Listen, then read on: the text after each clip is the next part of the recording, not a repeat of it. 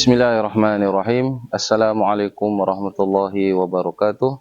Saya Ustaz Ahmad Sahli bin Ahmad Jalil selaku pengurus Raudhah Tahfiz Al-Quran dan juga pelajar alumni tahun 2007 hingga 2013 kembali berkhidmat kepada tahfiz ini, dan saya ingin mengucapkan jutaan terima kasih buat penyumbang-penyumbang infak Al-Quran pada hari ini. Semoga Allah Subhanahu Wa Taala memberikan setinggi-tinggi ganjaran buat semua penyumbang-penyumbang, insya-Allah, amin ya rabbal alamin. Assalamualaikum warahmatullahi wabarakatuh. Nama saya Muhammad Izzat bin Mazli. Saya sebagai pelajar di Raudhah Tahfiz Al-Quran.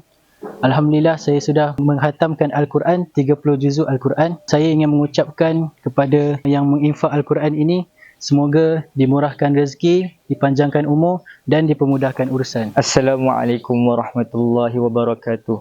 Nama saya Amin Nur Azim bin Zainal. Saya ialah pelajar Raudhah Tahfiz Al-Quran dan saya baru 18 juzuk. Saya doakan kepada penginfak diberkati oleh Allah dan dijauhkan daripada hasad dengki manusia, jin dan syaitan, insya-Allah.